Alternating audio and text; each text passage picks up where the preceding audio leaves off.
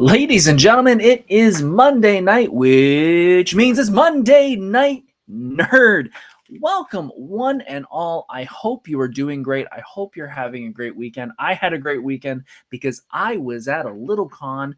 It may be new to some of you. It's called Fan Expo. I was there all weekend long, and I'm here to talk about it because it was 4 days at the Metro Toronto Convention Center in Toronto, and this was my 13th year going.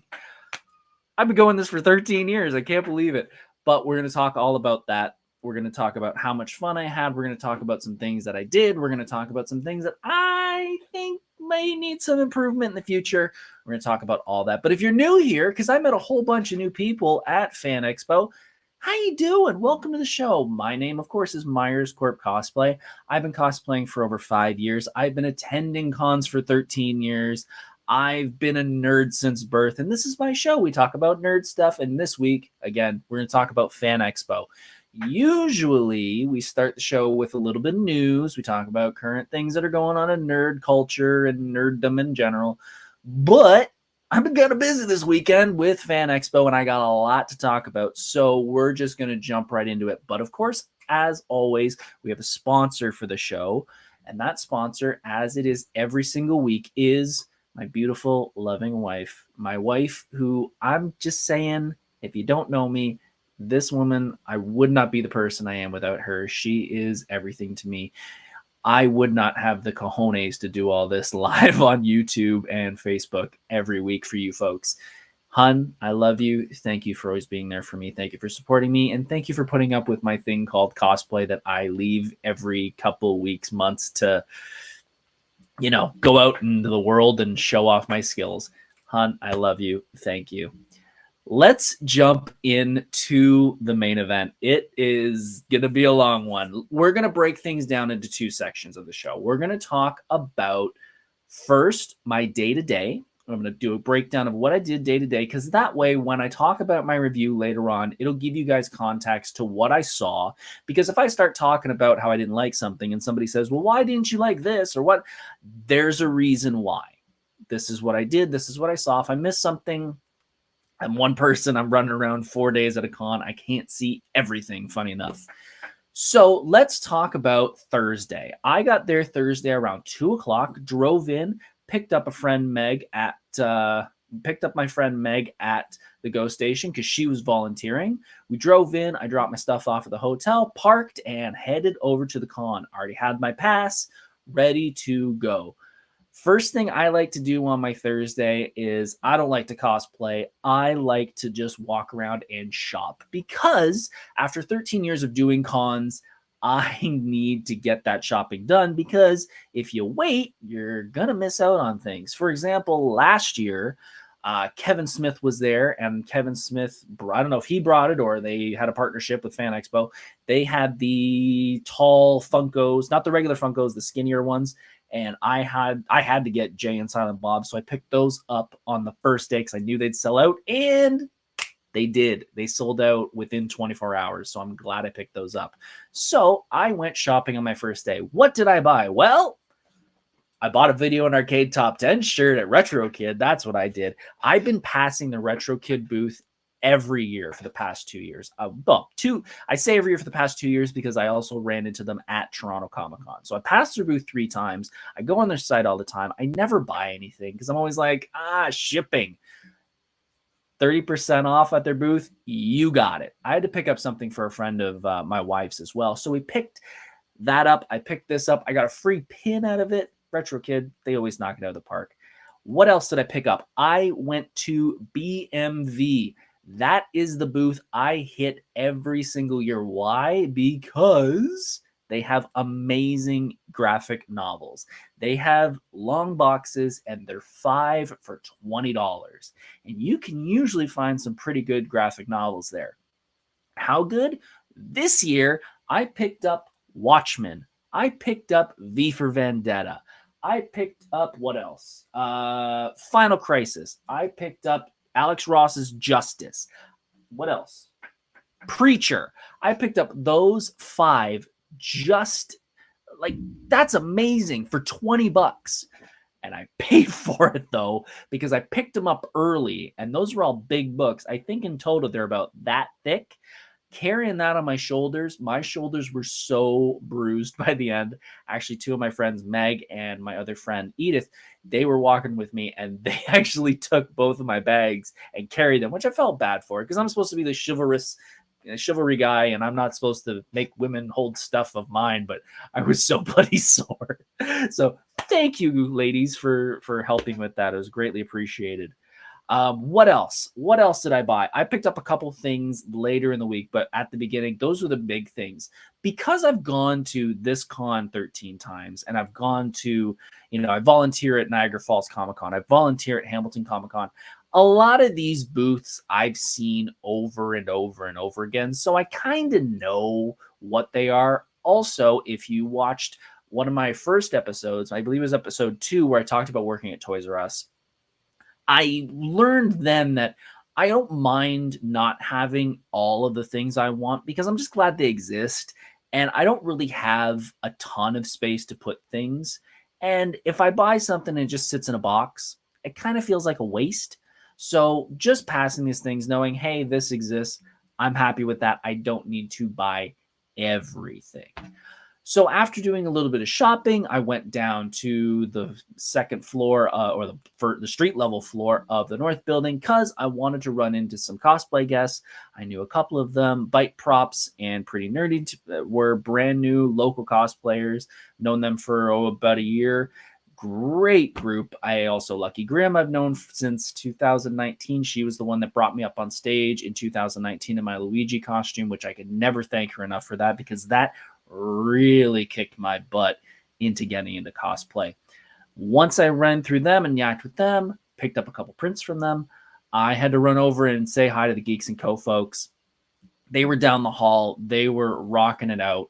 They were doing the best they can, and we'll get into that later, in their room, making the Geeks & Co. Everybody with the Geeks & Co. group is amazing, and they were rocking it as always. I've seen them happier, but they were doing the best they can, and they were doing some great meetups all weekend. And it seemed like anytime anybody came in that area, even with the what's his name from the cosplay cards and the Sean Ward show, everybody that walked in there looked like they had a smile on their face and they were having a blast. After that, I just was walking around and we were ready to go, so I ended up going back to my hotel. I was down on the waterfront at the Westin, and I got some Church's chicken for the first time, and I really love Church's chicken now. So I think in 4 days, I've got Church's chicken 3 times. I think I'm a little addicted. Alex said I got the Great Gazoo t-shirt from Retro Kids. Yeah, Great Gazoo shirt was actually really cool. Geeks & Co. Kid Remington and Can cosplay cards. Yes, Kid Remington. I'd met them a long time ago, and I never really had a great conversation. I sat down with them this weekend and had a great conversation with him. He is a great guy. I can't wait to talk to him some more. And heck, maybe when I start getting some guests on here, which hopefully will be happening soon, we can get him on here and we could talk about him because he has got a lot of wrestling knowledge. And if you want to talk wrestling, he's the guy to talk to. But that was my Thursday. Pretty easy. Just a little bit of shopping, walked around the con, saw some booths, pretty simple. Friday's when the cosplay kicked in. And Friday is where this happened. My wife has said to me that she believes this convention was cursed. Some way. I don't know how, but it was. I don't want to say that I always believe I'm going to be a part of the masquerade, but for the past 6-7 years, I've been a part of every single Fan Expo masquerade. This year was the first year I was not part of the masquerade. I applied, however, I was not accepted. So, we'll talk more about that later, but that was the first one that kind of caught my attention. I'm getting ready for Dash. I'm getting showered, ready to go. I'm just going to do a quick shave, just shave a little bit. For the first time in years, I cut my face.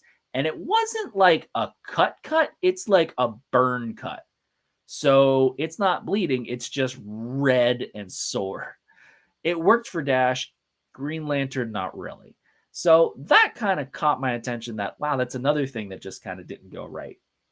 However, it did not stop me from having fun. I got ready. I went to the con that morning and we had a blast that morning because the Geeks and Co guys were doing a Star Wars meetup. And it was so cool to see so many crazy cosplays when it comes to Star Wars. I'm not the biggest Star Wars fan. I did Dash Rendar because I grew up with Shadows of the Empire for the N64, but they did such a good job with the meetup, and even the cost the I know he was on the Geeks and Co show a couple weeks ago. Did an ATST or an AT-AT, the big one's the AT-AT, and like a walking one, it was so cool looking. And there was a bunch of Ahsokas because the Ahsoka show is happening right now. Really cool to see them. Met a few other cosplayers who recognized me as Dash. We yacked a bit about how I built this, how people built their stuff. They really liked the blaster I built. Had a blast. Did the cosplay red carpet, which is something I like to do because it gets me in front of people. I know Drew, the photographer, will be posting some photos on the Facebook website for Fan Expo soon. So if you want to see some shots, go check it out there. Then after that, I had to meet up with my favorite photographer, Tyrone Remington, and Tyrone Islington, sorry.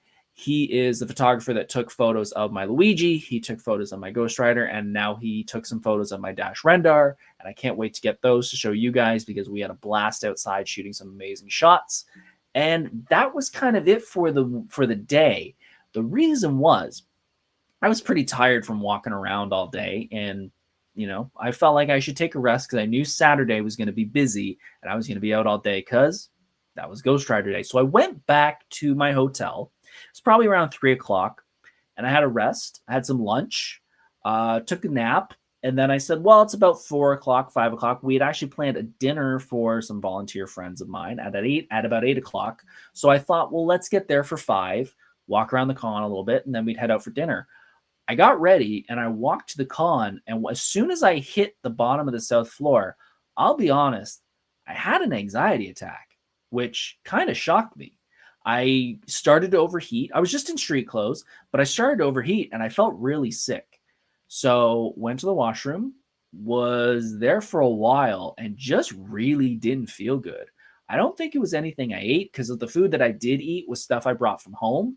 But yeah, anxiety really kicked in. So I said, you know what? I'm not going to stay here feeling crappy. I'm going to go back to my hotel. So I went back to my hotel, another 15-minute walk back, had a shower, rested, felt better, went out for dinner that night, had some light food. Anytime I ever have an anxiety attack or my stomach's off, I always get fish and chips because fish is light, chips are light. And I felt better after that. But every once in a while the anxiety hits for some weird reason, and it happens. And if anybody's ever having anxiety at a con, it happens. Don't panic, don't freak out. It happens probably more than you think. Just take a couple breaths and feel your way into what is going to make you feel good. If you got to leave, you got to leave. I mean, I'll be the first one to say, if I was there for a day and I unfortunately had an anxiety attack, I'd probably leave because I don't want to be there if I'm feeling, not 100%. So that was my day. That was my Friday. We went out for dinner. It was great fun seeing the folks that I volunteer with. And we went back. I went back to my hotel. On the way back, I passed Mr. Vincent D'Onofrio out for an evening stroll with, I believe, his wife. Didn't seem like he was in the best mood. Everybody said he was great at the con, but just I think he might have been in a mood that night because I'm a big Law and Order fan, and I wanted to walk up and be like, "Sir, please shake my hand," because I'm such a fan. But yeah, it seemed like he was a little off that night, so didn't. But passed him in the night, which was pretty cool. Saturday was the big day, and I knew it was going to be, so I got up extra early, had my breakfast, had a good stretch, got ready, and it was time to throw on the Ghost Rider costume, which I know is a big fan favorite for everybody, but man, does that thing get hot after a while. It was, I put it all on, I got ready, and the curse kicked in again because I realized I forgot the boots at home.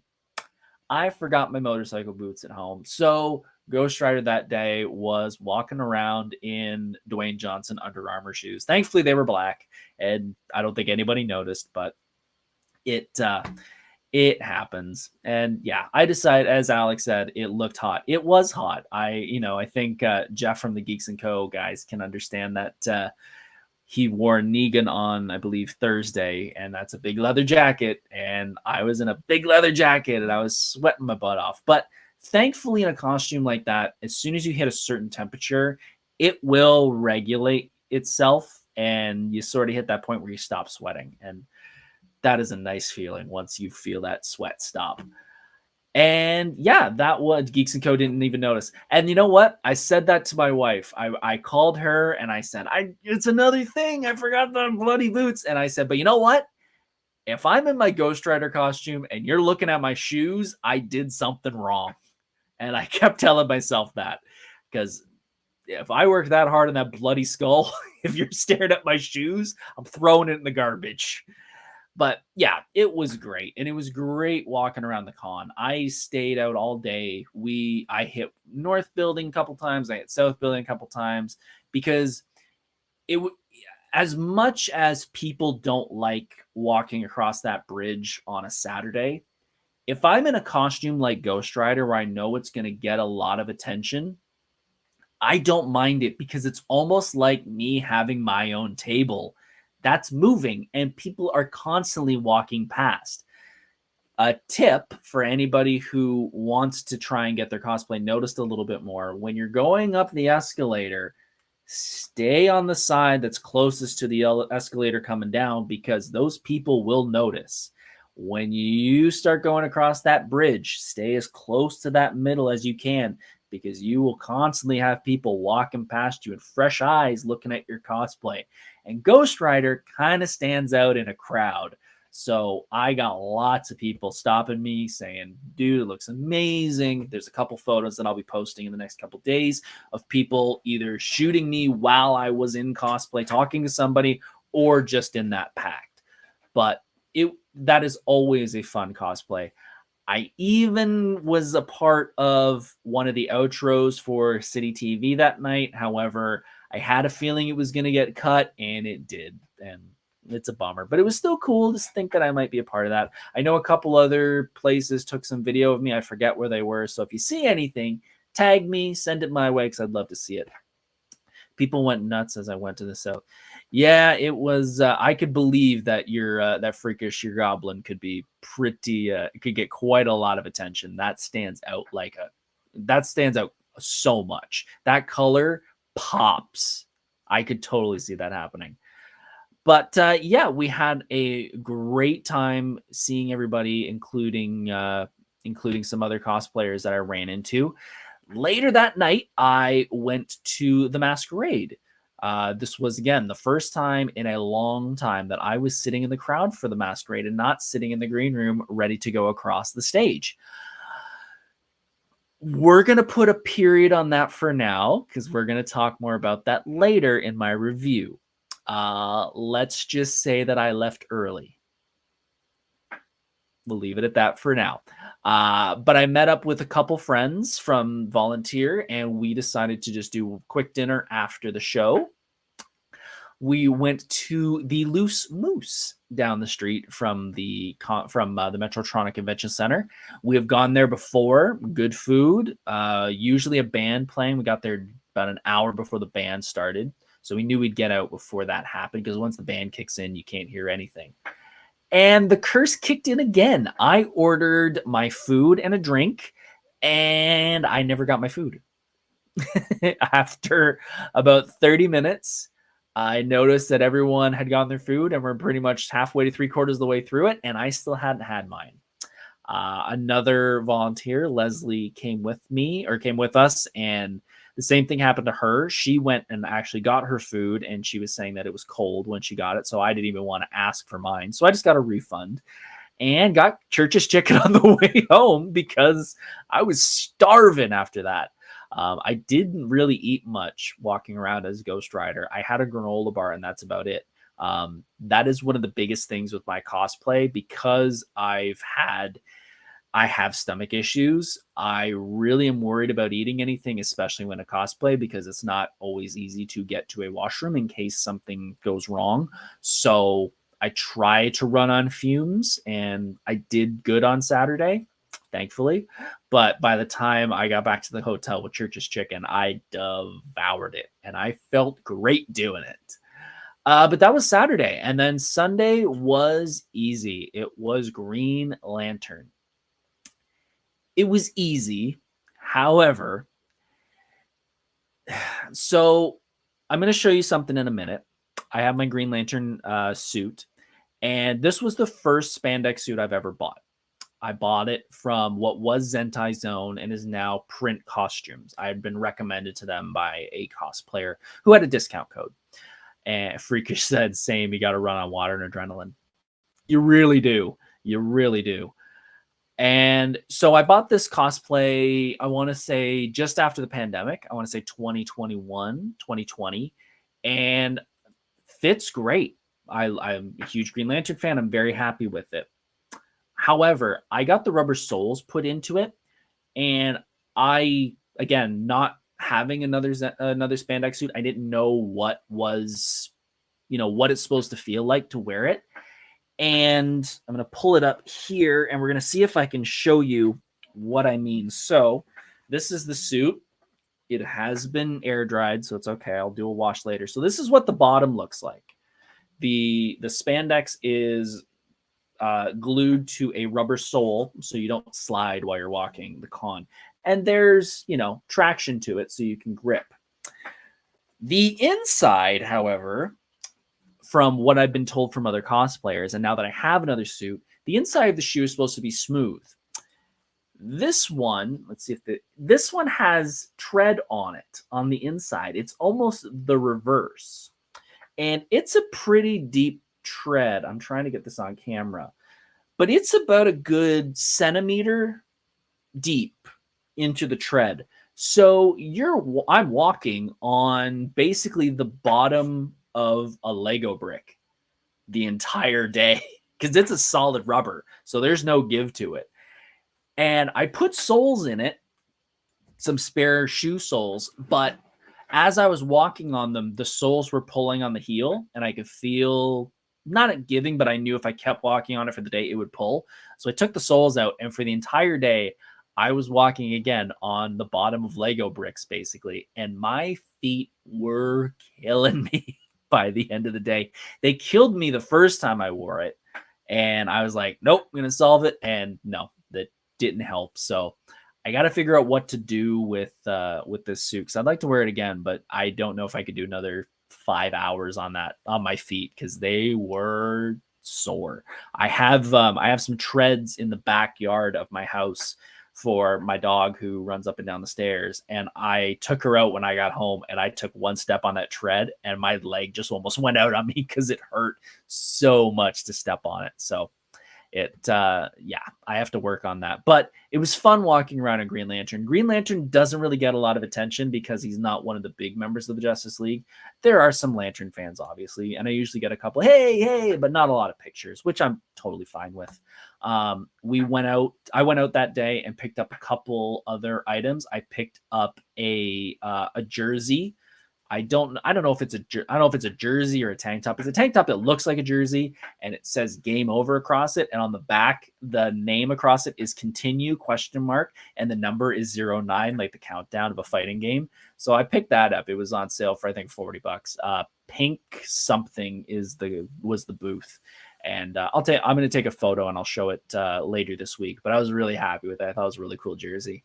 But yeah, that, and then we went to the Geeks & Co. booth again to do their meetup for the DC meetup, and there was a lot of good DC cosplayers there. Superman, Batman as always, Riddlers, Jokers. It was a who's who of DC universe characters. Freakish. It seems like you need to have armor for Green Lantern and get noticed, which is unfortunate. Yeah, I'm contemplating putting some armor on my Green Lantern. It was an easy one to just put together or just to buy. So I do want to build more on it. It's just what I want to do with it. Pink City, thank you, Geeks & Co. Yes, Pink City was the booth, and they did, I picked up the jersey from them. It was really cool. I was wearing it all day yesterday. But after the meetup, I went over and yacked with a couple of the cosplayers. Just kind of asked them how their week was or the weekend was, and I kind of ducked out early. I was expecting to leave around 3:30. I was home by 3:30. I think I ducked out around 2:30, and yeah, that was it. That was my con. It was a great con. We're going to go into my overall thoughts on that. As I said in the pre-show, I'm looking at this con from 3 different points of view. I'm going to look at it as an attendee for 13 years, including buying the Ultimate Pass every single year. I'm going to look at it as a cosplayer because, as I said, I'm a cosplayer, and a lot of the things I do at the con has to do with cosplay. And I'm going to look at it as a marketer because, again, my 9-to-5 job is marketing. And in past jobs, I have done event planning. So I have an idea of how to market events, how to build an event. And I also know some people because I've been volunteering for so many years and attending. I know people who work for Fan Expo and know the ins and outs of it. So I have some background into not exactly how it's planned, but sort of where their mindset is. So let's take a drink. Let's jump into the good. What was good about Fan Expo? Honestly, for the most part, I'm stressing that because there's going to be parts later that I talk about. For the most part, I feel like the con layout, it works. I feel like having the food areas where they are, I feel like the way they have the celebrities set up, I feel like where they have Artist Alley is set up and where the gaming sections are, I feel like the con layout, which has changed in several different ways over the 13 years, I think this layout is probably the best they can do. I feel like I think I mentioned it later, but I definitely want to mention it now. If you visited the South Building, you may notice that when you walk in and you hit the retail area, there's a couple parallel lines of openings. One of them was extra wide. This is the first year I remember them doing a lane that big. That was a great call. Does that impact vendors? 100%. Does that impact anybody that paid for a table when it comes to Artist Alley? 100%. But having that big walkway where you can actually get some breathing room, that was very nice and very appreciative. If they could do a second, that'd be even better. But again, I know that does impact people who have paid to be there for booths. Number 2, the value of the Ultimate Pass, I think, is better this year than what it's been in the past. With the Ultimate Pass, you get the priority entrance, so you don't have to wait outside. You also get the bag, and you also get some goodies inside. When I first went back in 2009, 2010, you got a whole ton of goodies. You got comics, you got prints, you got candy. I remember we even got deodorant when we first went, which was very nice. And it was probably the best bag we ever got. Slowly throughout the years, it's become less and less. I want to say last year or the year before was probably the least we got. I think we got a shirt, a print, and maybe one other thing. This year, we got our shirt. We got a Wednesday Addams like voodoo doll type thing that glows in the dark. We got a Star Wars toy, which was, I can't remember his name. It's from the Black Series. We got a print, and we got the action comic blind bag, which could be one of 100 different covers, which I have shot a review of me unboxing it that I will be posting on my YouTube page in the next little while, because it was kind of cool to find out which cover I got.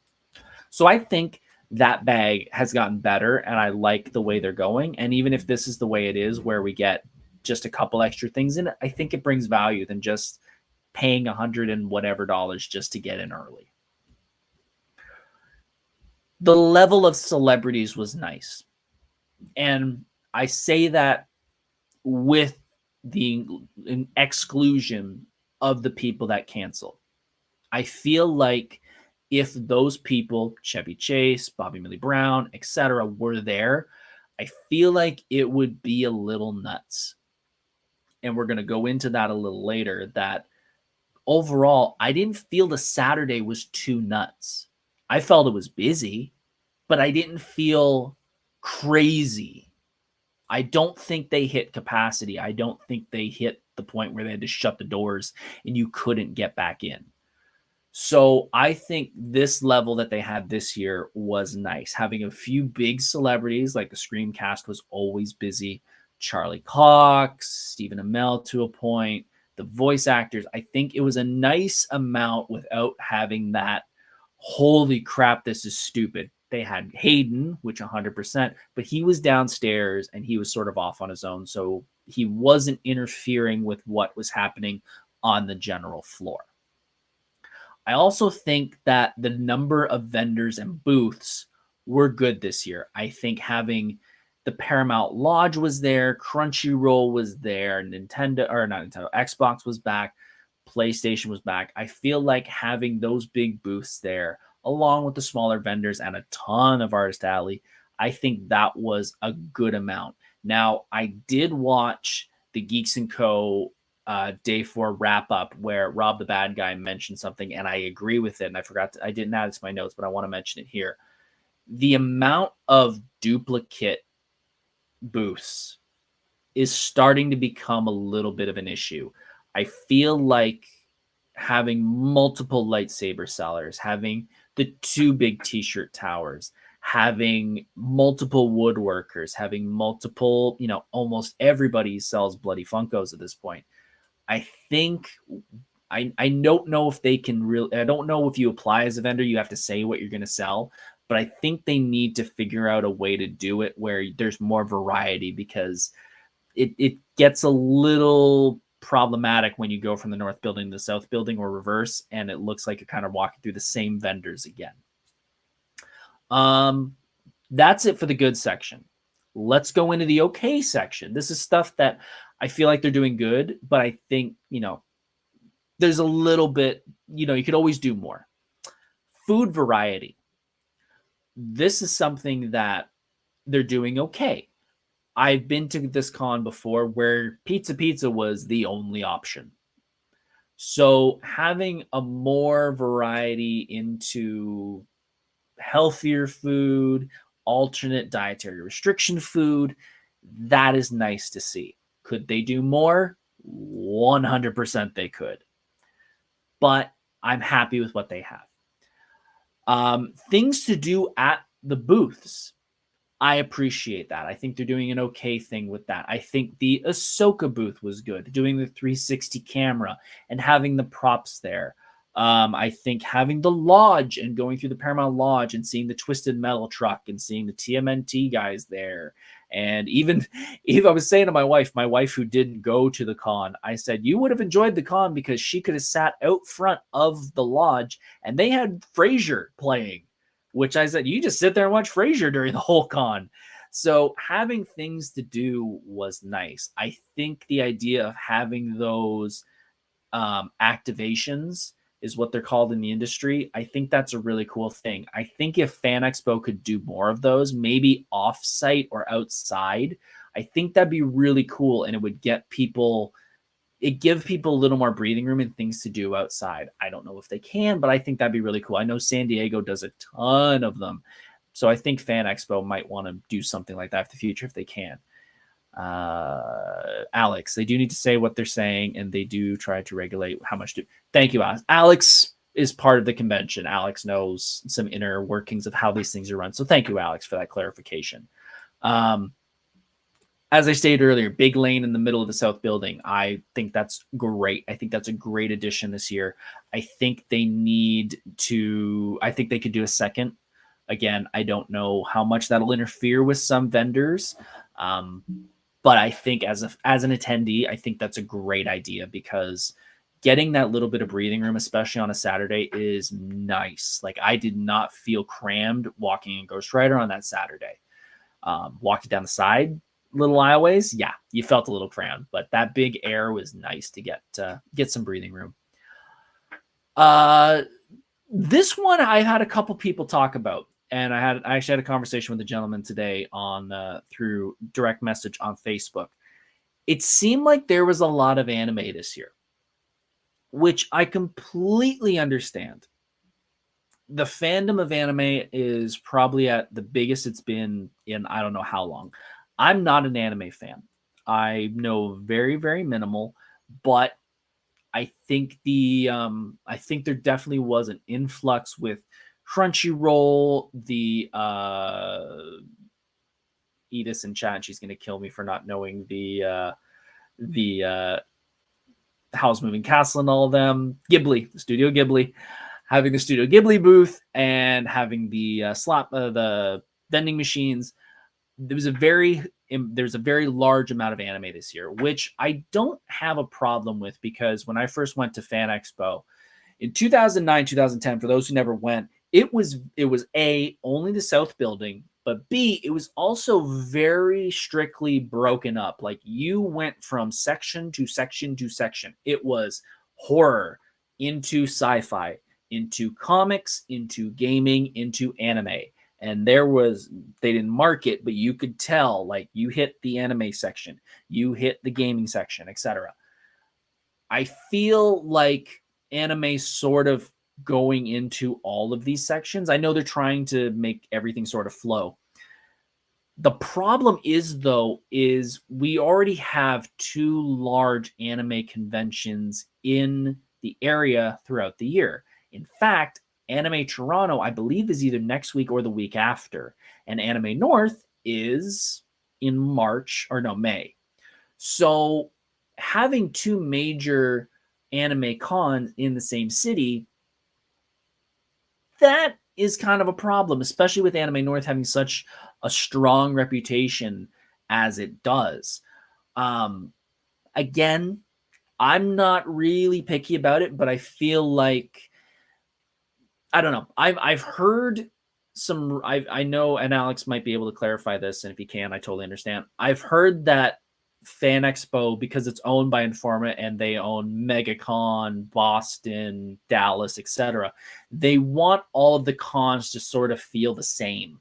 And I don't know if types of attractions and sponsorships and booths and stuff like that plays a factor into that, because I can understand them wanting, because of the popularity of anime, trying to have those things, but I don't know how much that plays to them. So either way, I have no problem with it, but I just think because we have so much anime already in the area throughout the year, I don't know if it really works. I think you can do other things with it.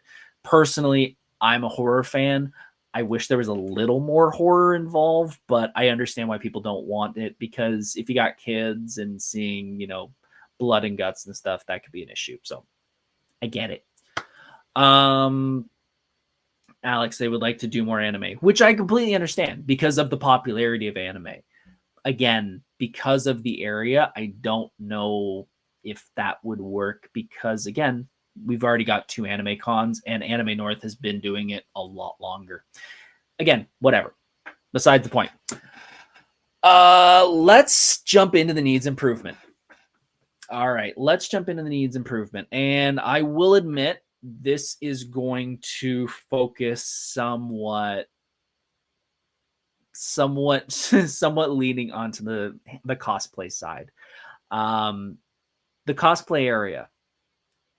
The cosplay area, or the club cosplay, or whatever the heck you want to call it, was the street level of the North building.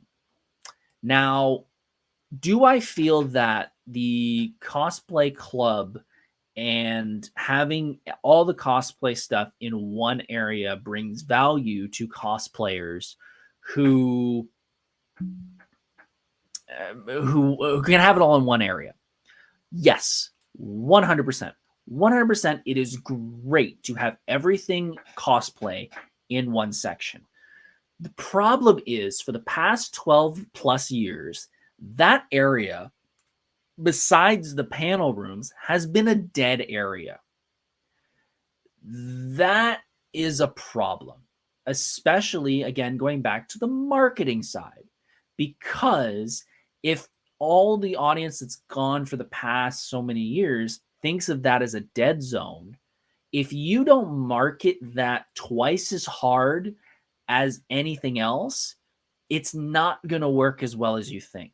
If you have an established routine for a consumer and you want to change that, you need to go twice as hard in getting them to change their mindset, because they're A, might not see what you post or tell them, and B, they won't remember it. You need to keep reminding them that this is something important, because if I wasn't a cosplayer and I was just into celebrities and stuff, I don't even think of that and anything's down there, because I'm not looking for cosplay things.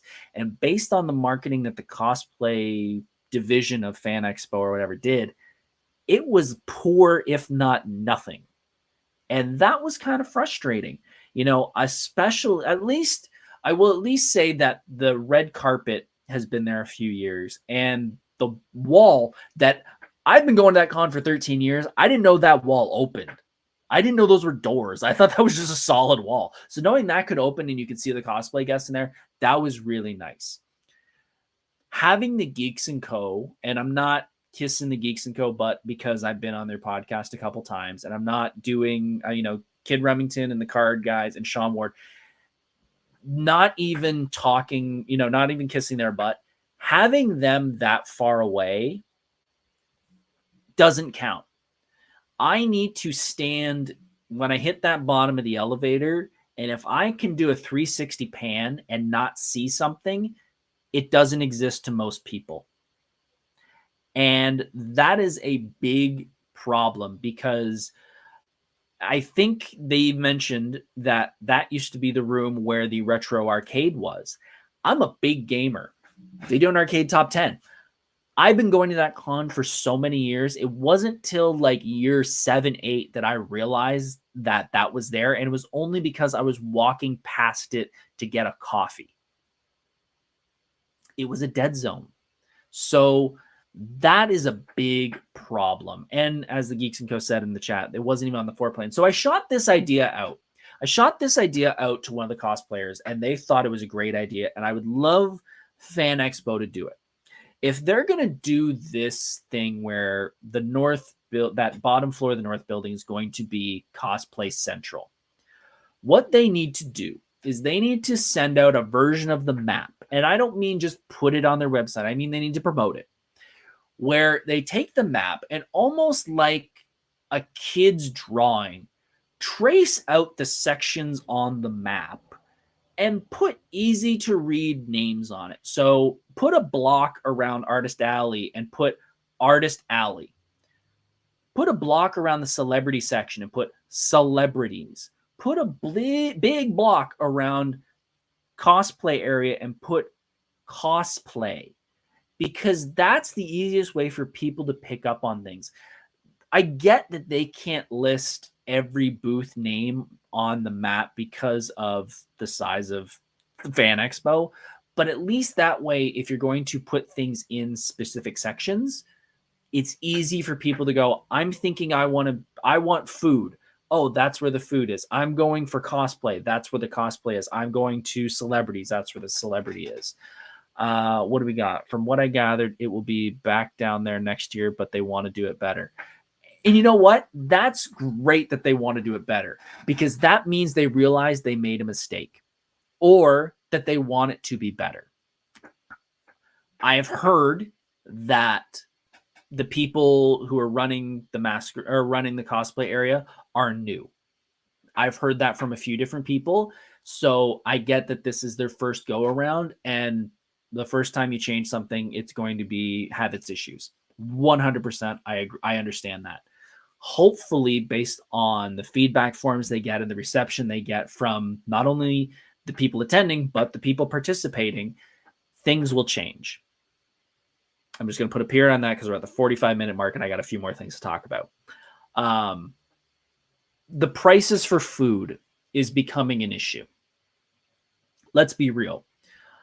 Paying $11.95 at Pizza for a slice, a little bag of chips, and a pop, you're kind of getting to the point of being too much. I mean, it is too much, but I mean to the point where it's becoming a big problem. Because, and I learned this in high school. In high school we had this thing called the overnight. It was an overnight thing where we stayed overnight in the school and decorated the school. We painted on the walls. It was really fun. They did it the first year and it was great. The second year, people started to smuggle things in because nobody was checking and nobody was really doing the due diligence to make sure everything was smooth. People started getting in trouble for bringing things in. And then people started bringing things they shouldn't be bringing onto premises of schools. And then it all got shut down. Now, the problem with this is that if you start making the food too expensive, people will start to smuggle food in. As I said on a previous podcast, if I was to make a vacuum for a Luigi costume, I would probably try to hollow that vacuum out so I could put snacks in it. Not saying I did, just saying that would be a good idea. If people start realizing they can smuggle things in, people will then start to smuggle in things that they shouldn't. Food will turn into alcohol, which will turn into drugs. I'm not saying it's a slippery slope, but I'm saying things will start to be smuggled in, and then security is going to be bumped up, and then you're going to have to pay security more, and then there's going to be even more problems. I get the economy is the economy, but people need to eat. So I really think Fan Expo needs to figure out something to make this food situation a little better, because I don't even go over to the food section anymore because I'm not paying $12 for a slice of pizza. And from the photos I saw, it's not even a full slice of pizza. I think I agree with the ultimate bag, or the premium bag, whatever you want to call it, is now ultimate. I like it, but I think they could do more. And I think they could do more, not just giving away free things, but giving me reasons to keep getting the ultimate pass. From the ultimate pass to the VIP pass, which is about a $300 difference. The only difference between the two is I get to the front of the line. I don't get any free things with it. I think they get maybe one extra thing in their bag. That's it. I'm paying roughly $169 plus tax for the ultimate pass. I think I should get a couple little extra things. And again, I don't mean physical items, but just give me something extra to make me keep wanting to buy it, because it's never been as good as the first couple years. It's gotten worse, and now it's getting better, but it's still not like I used to get free lanyards. Now I got to buy a lanyard. Stuff like that, where I don't know. That's my little gripe, because again, 13 years of going to the con, I remember getting a whole ton. I remember, and this is going to shock people, going up the south building onto that second floor where you got to go up the elevator or the escalator, turn around and walk across. There's a little walkway across the top. I remember the first year walking across there, getting to that walkway, and there were people from Fan Expo just chucking candy down. They were just throwing handfuls of candy out to everybody. And it was so cool. It was so cool because my buddy Tom had been working out like crazy because he got a spandex suit. He was so starving himself. He ate so clean. He looked really good. And he was so proud to be in that spandex suit. But as soon as they started throwing candy out, that night we're back at the hotel and he's just chomping nerd rope, eating Jolly Ranchers. He was in heaven. So that was just a cool little experience. And I think they should do stuff like that. Just little giveaways here and there. Or like I said, just, I don't know, extra. I don't know. There's like little things we can do. Maybe, I don't know. Just throwing things out. I would like a little bit extra stuff, but that's, again, me doing it for 13 years. Now we're going to get into the big one. And I want to stress that this is not me being petty. This is not me being boo-hoo, I didn't get chosen. But I want to talk about the masquerade. Because I've been, again, going to the masquerade and being a part of the masquerade for over 7-8 years. And I have to say, this masquerade was the worst that I've ever seen there. And I can tell you exactly why. The contestants get 15 seconds on stage each. So you work your butt off building your own costume from hand, whether it's, a big flowing gown or a big armor piece. You walk on stage and you get 15 seconds. Crystal said 100 people entered for novice. I believe that, and I've been told that. I've been told that a lot of people entered this year. I will get to that.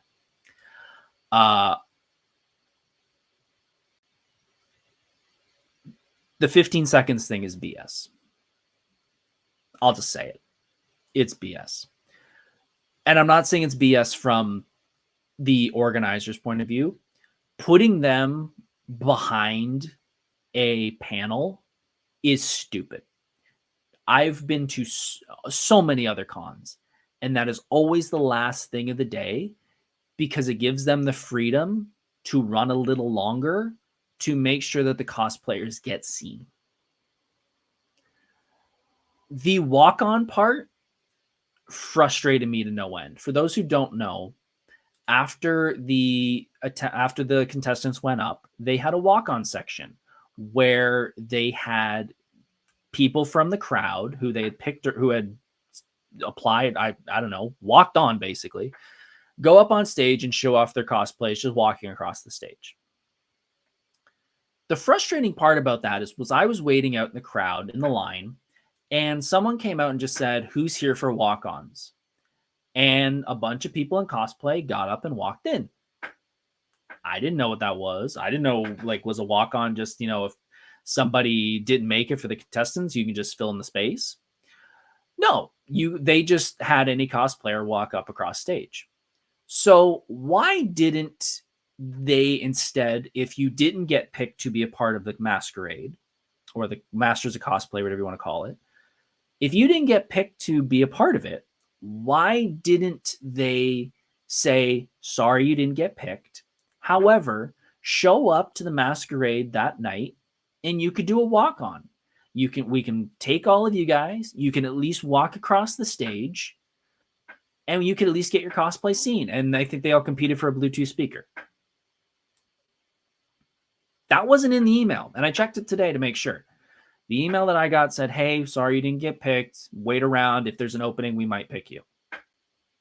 So again, I'm thankful that the cosplayers got to go up there and show off their cosplays that were standing in line. But I feel like there were people who applied that should have been up there too.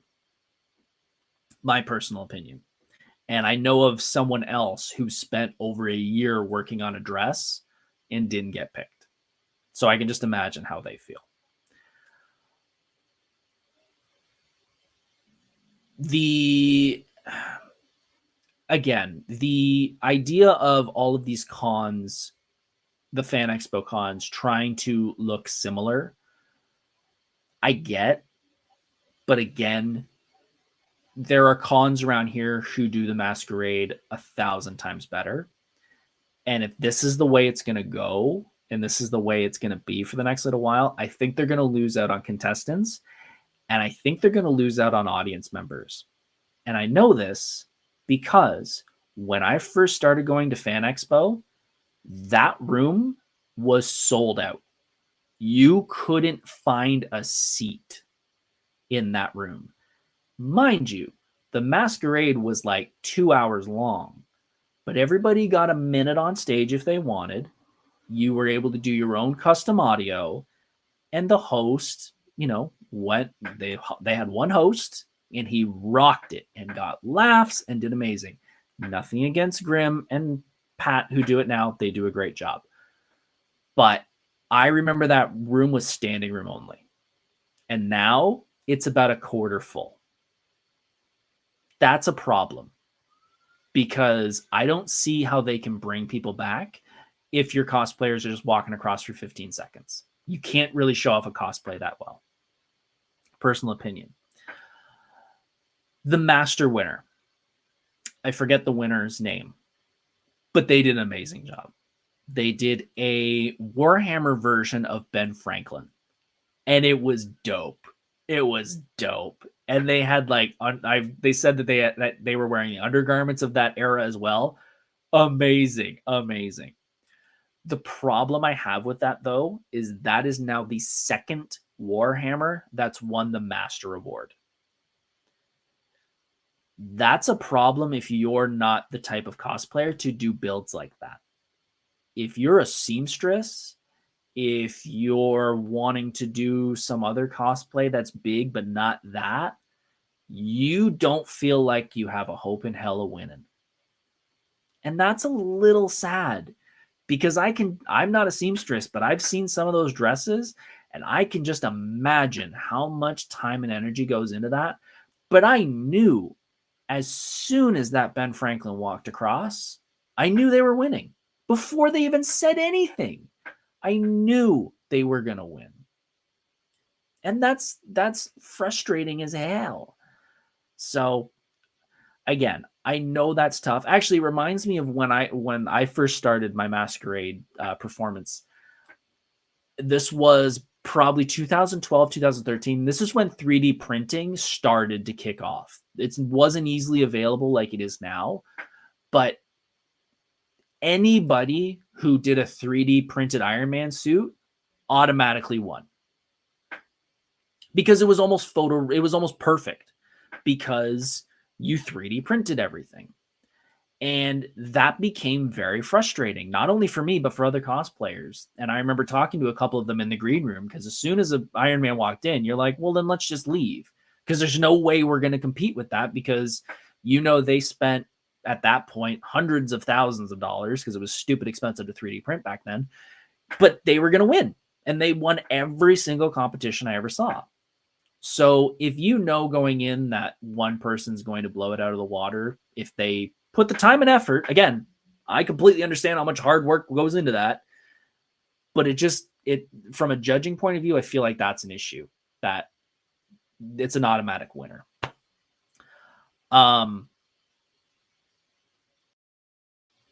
Yeah, I think the masquerade needs a lot of work because I'm always going to try and compete because I just love being on stage, but I just don't know how much the fans are going to keep enjoying it. And I don't know how many competitors are going to keep going over and over again to compete if they know that they're only going to hit a certain level and only get so much exposure, especially when there's other conventions around here that will give them the freedom to do audio, video, 1 minute on stage. Again, I know I've heard rumors from several people in the cosplay realm of Fan Expo that they want to add that, and that's great.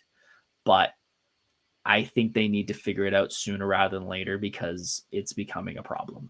And from what I heard in the room, I think it was a lot quieter than what I've heard in the past, which is a bummer. So overall, we're at about the 1 hour mark. So let's do the overall. What do I think of Fan Expo? Based on my own experience and forgetting boots and, everything else, I would give this a C in a A to F. I would give it a C. I would say it's probably been the worst Fan Expo I've ever been to. I say that because every one before that was like an A to a B. So it's a pass. I'm not saying it's a fail of a con. It was a great con. And it was great seeing everybody. There was great cosplayers. There was tons of things to do, tons of vendors, tons of great artists in Artist Alley, as always. based on, again, personal things happening, slicing my face, forgetting stuff, and, you know, knowing that some of my friends were not having the greatest con based on location, it kind of put a little bit of a damper on it. Will I be going next year? 100%. I will be 100% there. I will be getting my hotel, and I will be staying at the Intercontinental this year, next year, because I don't want to walk anymore. I'm sorry. I'll pay the extra to stay at the Intercontinental, and I'll be buying my tickets before Christmas, as I always do, because I've been going every year, and I can't wait to see what they do next year. Everything I've heard is they want to improve the con year after year, and I can't wait to see what they do next year, because I think, based off the reception, I think they're going to get a lot of negative feedback, and I can't wait. I can't wait to see what they do. This has been a great show. Let's see what can we talk about before I duck out. Let's do a quick announcement. In a couple weeks, I will be at a con that isn't Hamilton Comic Con. I will be at Hamilton Comic Con this year, as I am every year. I'll be volunteering with the celebrities as always. However, we've added another one to the list. I will be at London Comic Con. This will be my first London Comic Con. I will be there. I believe it's September 16th and 17th. I will be attending. I can't wait to see it. I've heard nothing but great things about that con. It seems like it's growing year after year, so I want to hop in and see what all the hoopla is about. I will. I don't know what cosplay I'm going to do. I'll probably bring Ghost Rider. However, I do have a Megadeth Vic Rattlehead that I really want to wear. Maybe I'll bring that one. I just don't know the audience and if that'll work, but we'll see. But I will be there the 16th, probably the 17th as well. I hope to see you guys there. We'll talk about that probably in next little while. I really don't have anything planned for next week's show, so I think you guys are gonna have to wait until Friday so I can have a day to sort of figure out what we're gonna do. But thank you all for tuning in. I greatly, greatly appreciate all of you in the chat keeping up with giving me your opinions. I hope you all had a great Fan Expo. I sure did. And if I don't see any of you at any other cons this year, I can't wait to see you guys at Toronto Comic Con possibly, or Fan Expo 2024. Yeah, I will see you all soon. And if I don't see you at the con, maybe I'll see you next week here on Monday Night Nerd. Have a great week, everybody. I'll talk to you soon. See you then. Hey, thanks for watching Monday Night Nerd. If you enjoyed this content, please hit the subscribe button, like this content, and follow on social media for even more nerdy fun. See you soon.